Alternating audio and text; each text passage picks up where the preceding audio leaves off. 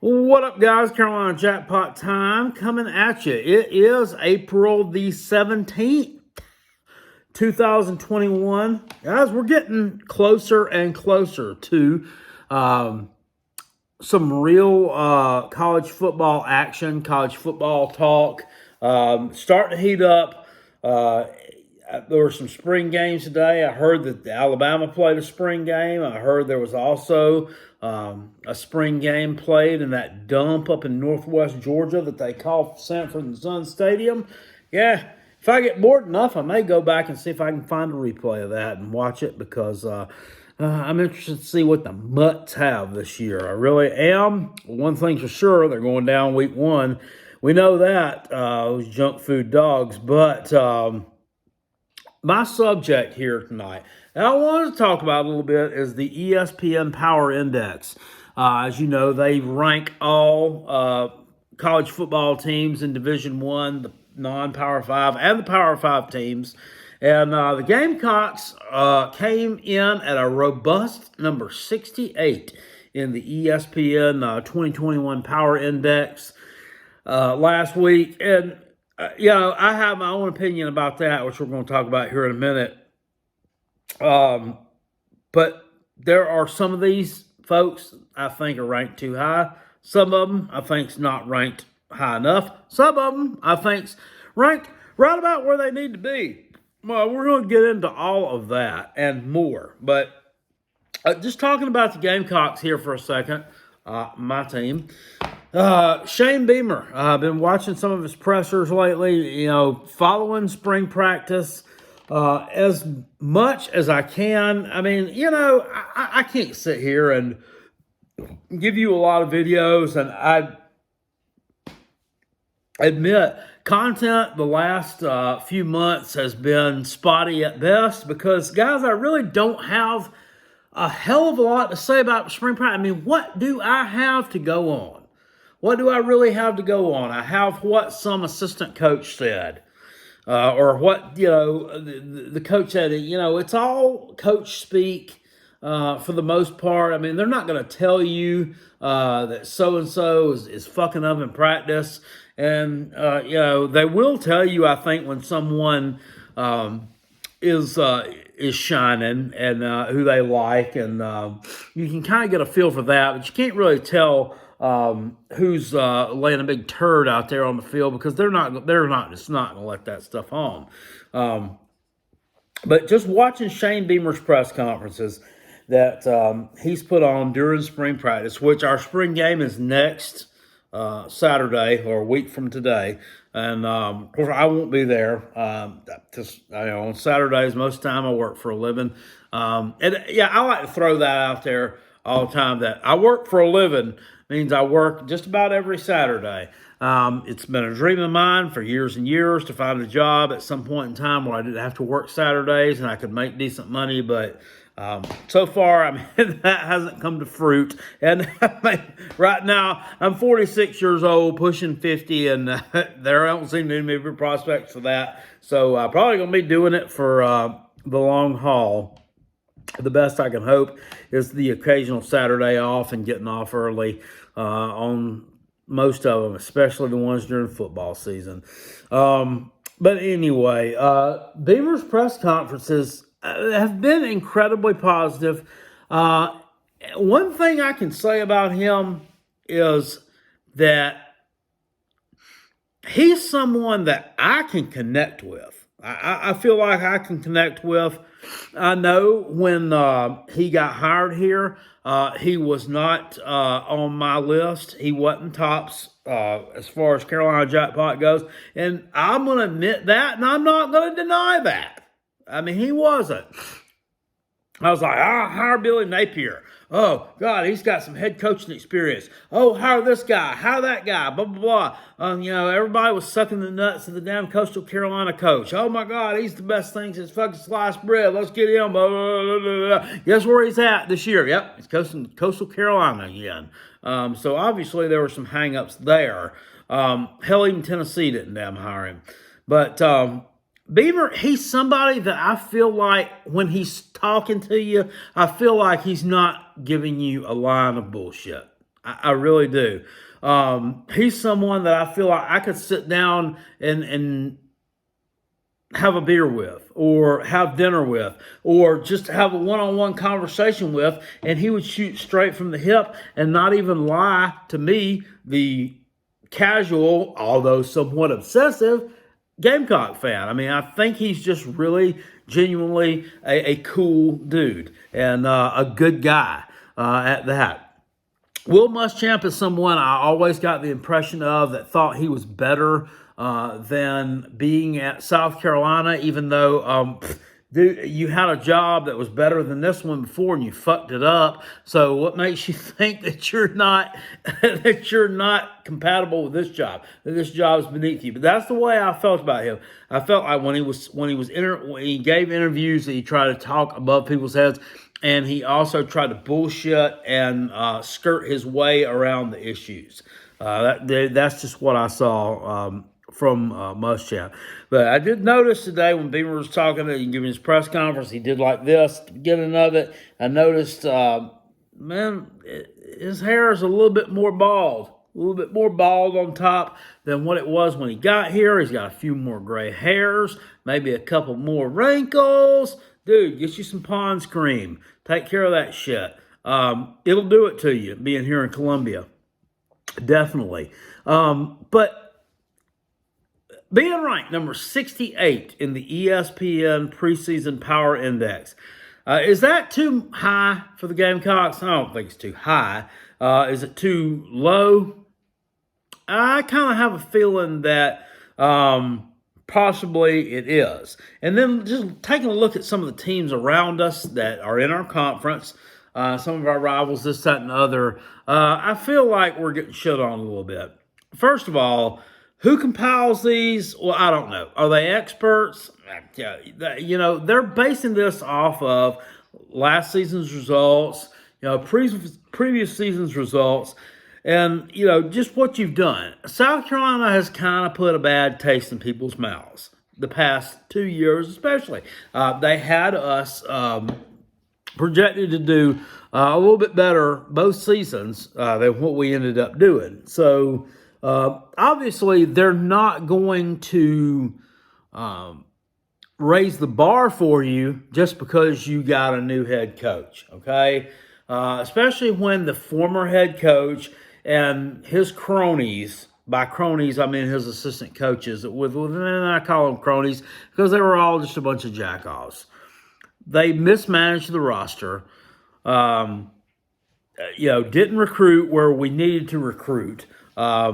Just any way that you can talk about them screwing things up in Columbia, they tried to screw things up. So being ranked number 68 in this power index right now is not, I'm not surprised. I'm not surprised that we're kind of getting shit on here a little bit. Not surprised that really we are. I am surprised that they are number 13 in the SEC. South Carolina is number 13 in the SEC. And let me just run down what we got going on here in the power index real quick. And when I say power index, we're not talking about an AP top 25, a coach's top 25. We're not even talking about anybody's top 25. This is just power index. This is just the strength of your team. And your projected record is also based a lot on your opponents and, their strength schedule and just the strength of those opponents in general. In the SEC, no surprise, we have Alabama weighing in at number 1 in the power rankings. Not an SEC team, but they have anything to do with it. Oklahoma is actually ranked number 2. Clemson, the Tatars, come at number 3. Texas A&M is the second SEC team coming in ranked at number 6. And you think, well, my God, who's the third one got to be? Well, of course, you're right. It's Georgia at number 7. Who is the fourth SEC team there? Mississippi State, number 8. Projected to win almost 9 games this year. Florida comes in at number 14, fifth place team. Then you have Auburn coming up at number 16. Take a look at their schedule. I was surprised to see that they had scheduled that game at Penn State. I knew they had it coming up. I just kind of forgotten about it. Auburn, I hope you get kicked squarely in the ass, and you will in Happy Valley. It'll be Unhappy Valley for Auburn. Your shitty offensive coordinator, your shitty offensive line coach, most of these people that you poached from South Carolina. I hope you win one, two. Well, I hope you win 0 games this year. You're a garbage can program.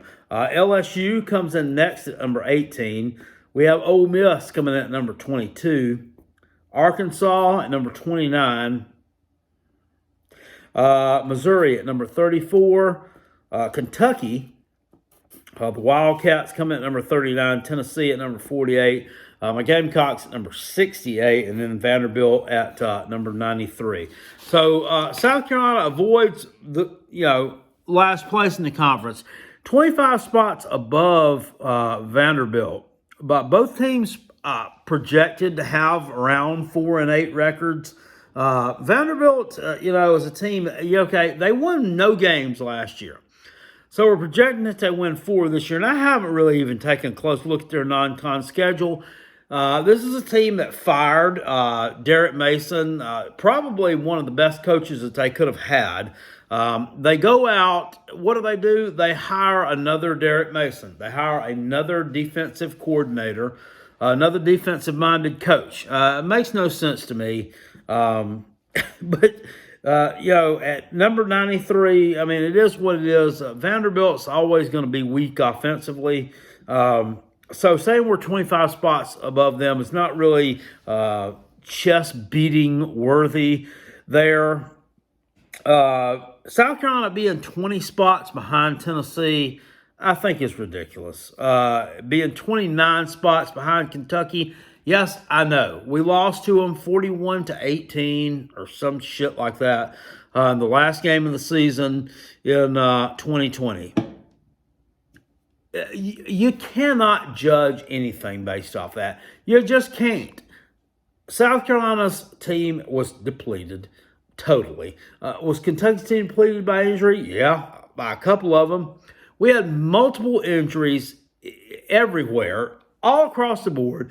You had kids that had quit, that said, well, and I don't get it. I really don't get it. You're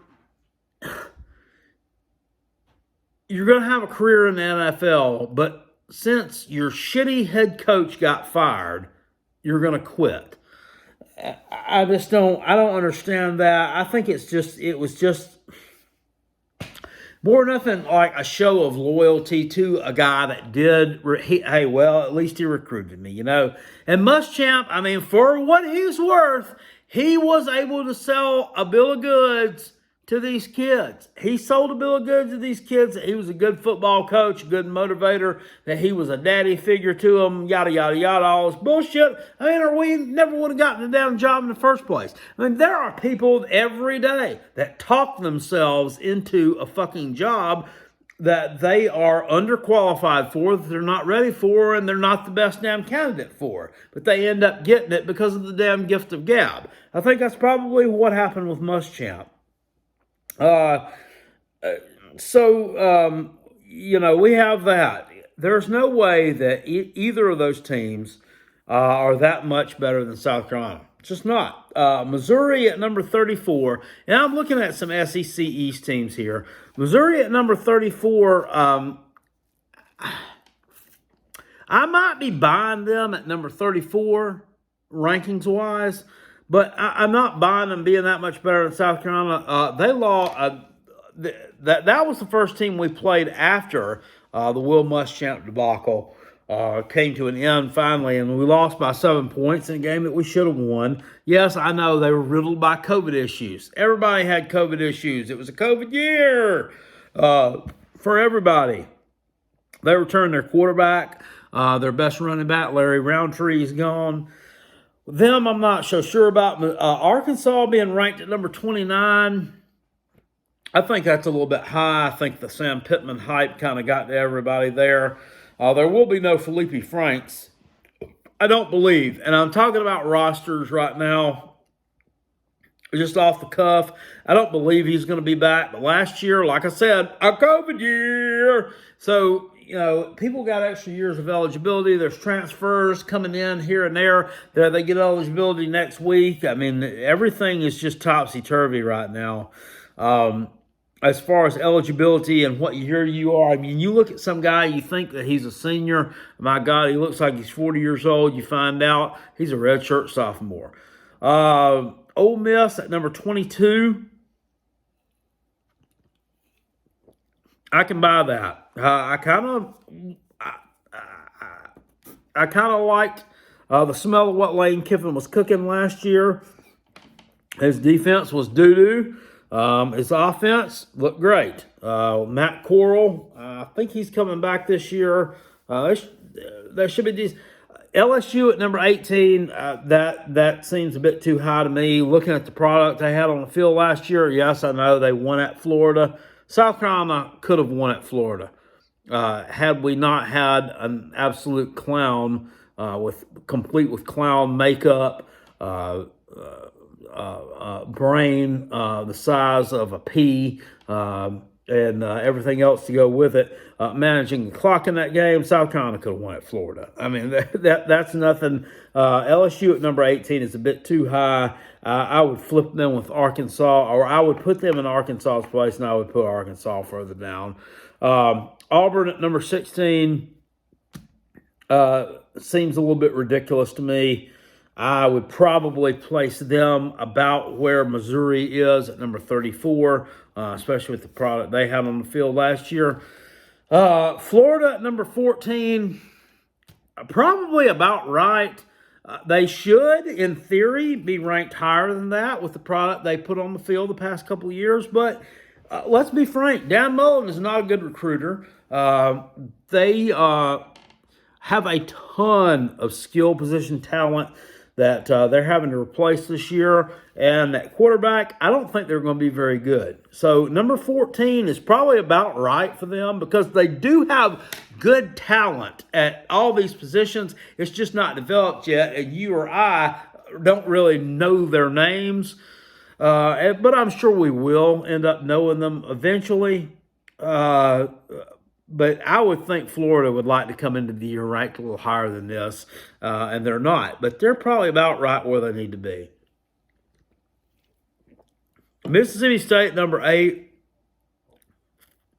I don't get it. They know something that we don't. Quarterback-wise, I think they are returning to quarterback. The Pirate, maybe they're thinking, well, he's implemented his offense. I mean, it's going to be much better now. But, I mean, look at their non-con schedule. They play NC State at home, which is not a gimme game. And then they go on the road to Memphis, which, I mean, neither one of those are, like banging ass tough non-conference games, but you put them both together, I mean, it's decent. It's a decent non-con slate. So number 8, I just don't know. That's just a huge mind fuck to me, and it's just something we'll just have to see about.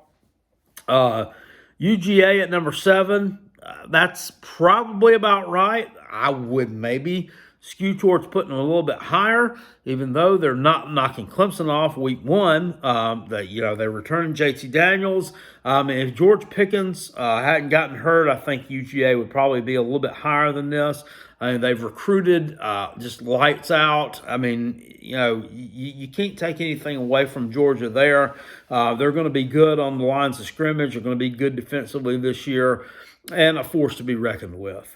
Starting out 0-1 shouldn't hamper them too much if they can run the table and win the SEC championship game. They'll be in the playoff again for the first time since 2017. Texas A&M at number 6.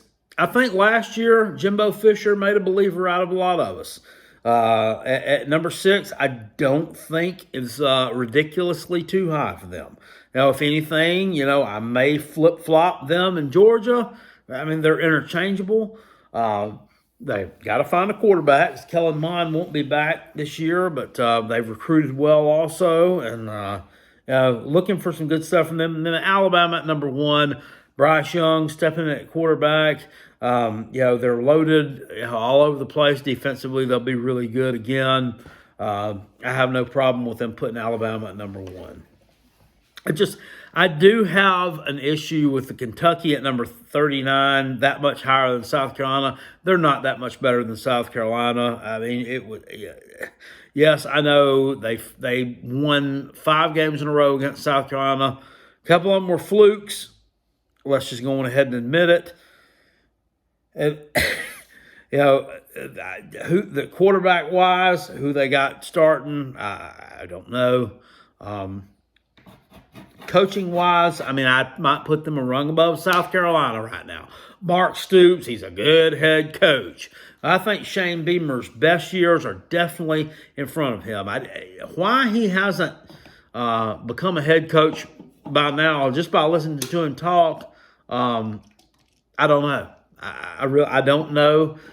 He says this is the job that he's been waiting for to come open. I think that's a little bit of mild bullshit. I mean, if Florida had come calling, or Tennessee had come calling before they hired Jerome Pruitt and said, "Hey man, you want to become coach of Tennessee?" Yeah, Shane Beamer would have took that shit.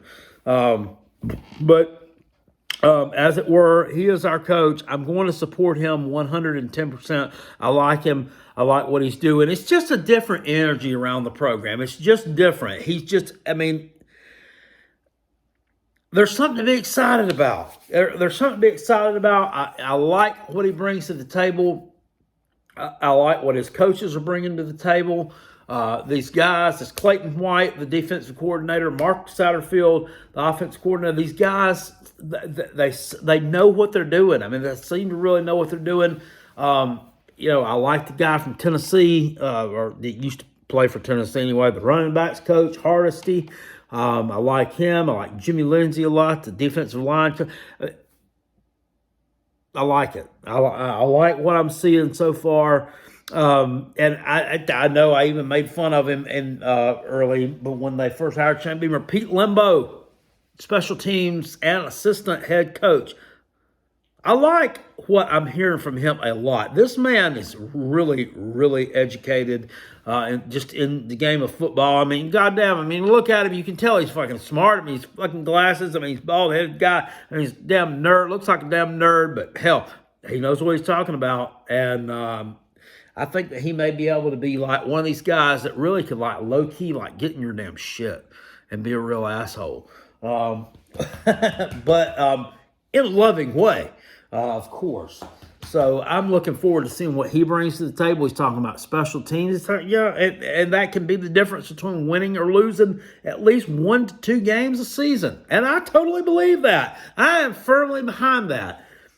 Shane Beamer comes from a culture of special teams. Look who his daddy is. Virginia Tech had more damn gadget plays, block punts, crazy shit going on when he was head coach than anybody. And guess what? They won. True story. I was talking about this too, and then I'm gonna get off here. 1988, I believe it was. Gamecocks went to play at Lane Stadium at Virginia Tech. At the time, we were undefeated, like 3 or 4-0. This is the last season that Joe Morrison was the head coach at South Carolina before he passed away in January 1989. And I went up there to a game. I was like 13 years old. Me and my mom went up there. We had season tickets to all the home games. We went to 1 or 2 road games a year, and we would go to Virginia Tech. And he had a left-handed quarterback at the time, and I can't remember his name. But they got ahead of us 7-0. They intercepted the pass and ran it back for a touchdown. We're like, what the fuck? Because they weren't even good then either. In 87, which was Beamer's first year, they finished like 3-8. And I think they had maybe won 1 game in 88. there at the time, so they weren't very good. They ran this damn crazy play. They got down to like our 15-yard line. They ran this crazy play where everything goes to the right. Everything. I mean, every lineman, every running back, receiver, everybody goes to the right over here, except for the tight end who stays on the left hash mark over here. All the way. It stops. The play totally turns around. This quarterback turns around with this southpaw, throws this left-handed pass across the field to the tight end, who was over here wide fucking ass open, who just sprints down that left sideline for a 15-yard touchdown. I'm like, what the fuck? I'm like, holy shit. I mean, that it was the damn coolest play that I had seen. And I'm like, man. And I was playing JV football at the time, I think. Or maybe I was even like that. I was like in the 7th or 8th grade, so I wasn't playing at the time. But I told my football coach about it. And the next year, I'm like, man, I seen this play. And I was like, you know what? And he's like, well, man. He's like, let's see if you can find that on the VCR. And we like maybe draw it up and see if we can do it. We didn't ever do it, but I thought it was a good play. Anyway, that was some Frank Beamer stuff there. And with Shane, I'm looking forward to seeing what he can do. I mean, he seems to be really high on accountability and work ethic. Defensively, he seems to be really high on the defensive line with Jordan Birch, Zach Pickens, J.J. Ingabare, some of these kids, Alex Huntley. I think that's going to be the strength of the defense. The back seven, I'm kind of iffy about, especially the secondary. We just don't have a lot of depth returning, and we don't have a lot of talent returning back there.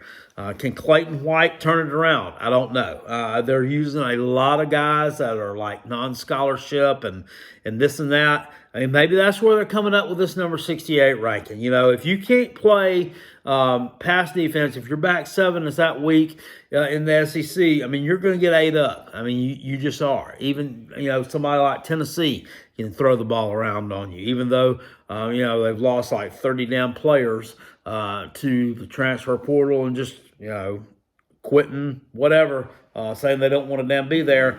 It doesn't matter. I mean, they still have talent there, and you're not going to win a lot of games that way. He seems to be very high on Zaquandre White, who would be right now the second-team running back behind Kevin Harris, who's the kid that rushed for over 1,000 yards last year. And it seems strange he's not as high on Kevin Harris.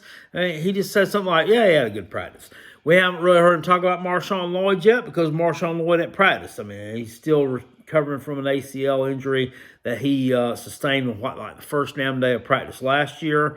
They seem to be very high on E.J. Jenkins, a 6'8" transfer wide receiver from St. Francis of Pennsylvania. Luke Doty, who'd be the quarterback coming in. He was the quarterback last year for the last few games, and he looked like, to be quite honest with you, a kid that was scared of his own shadow. He seems to be very high on him right now. So the running game, the defensive line, offensive line-wise, I mean, I think we're going to be okay. We're going to be definitely missing Sedarius Hutcherson, who will be an NFL draft pick. So, anything can happen. But just looking at some of these teams that we got on the schedule and that coming up, they give South Carolina a 22% chance of winning 6 games this year. 22% chance, which is ridiculous. We win the 3 easy non-con games that we have against East Carolina, Eastern Illinois, and Troy, and then Vanderbilt. That's 4. You telling me there's not 2 teams on the SEC schedule between Tennessee, Kentucky, Mizzou, and all that South Carolina can't beat? I'm not buying it, man. I am not damn buying it. They got Auburn at home this year. They don't scare me. South Carolina's going to be after their ass. But conversely, they have Tennessee at a 79% chance of winning 6 games, playing virtually the same schedule that we do. Of course, they have Alabama on the rotation in the West, or not the rotation, but I mean, they're not beating Alabama. It's just not happening. They got a home game against Pitt in their non-con, which could definitely be a loss for them. And quite frankly, at this point in time, I'm chalking that up as a loss. FSU, Florida State, they have them in a 65% chance of winning 6 games or more. They got us at 22. Really? Georgia fucking Tech, they have a 40% chance of winning 6 games or more. And then you look at teams like Georgia and Clemson, they have them at a 100% chance of winning 6 games or more. North Carolina, they have it a 97% chance. So that kind of gives you that perspective there. But I know I've skipped around a lot. This has been long and drawn out. And obviously, I'm into the suds just a little bit. So maybe some of it's a little bit incoherent for some of you guys. But, man, I'm really looking forward to season and just, getting something underway. I'm looking forward to the spring game this coming Saturday. I really, really, really want to see what South Carolina can do offensively. I want to see the maturity and the progression of Luke Doty, especially. I really want to see what this kid's done. If I can see some marked improvement in him, his ball handling skills, his ability to stay in the pocket, and just not take off running like a fucking banshee just because he sees one guy rushing to his left. I think that we have a chance to. I'm not saying we're going to win the SEC. I'm not saying we're going to finish second in the East. I'm not saying we're going to win 8, 9 games. I'm saying realistically win 6 games and get back to a bowl game. I feel pretty solid about those chances. I feel solid about that stuff happening. So that's about all I got to say about this one, guys. I think that number 68 ranking is horse shit. I think that some of these other teams are too high. I think some of them are too low, and I think some of them are probably right about where they need to be. But chime in. Let me know what you think about that. And hit this video, like I said, with that old thumbs up if you want to see more Carolina Jackpot content, because I will definitely be pumping it out. I've been working hard the past couple of months at my job. It's been I've been busier than a one-arm wallpaper hanger. But I definitely want to get back into making some more live Carolina Jackpot content. Just me talking to y'all here on the channel for you. So I'll see y'all later. Love you guys. Appreciate it. Thanks. Go Gamecocks. Go Coach Beamer. Woo! Welcome home, baby.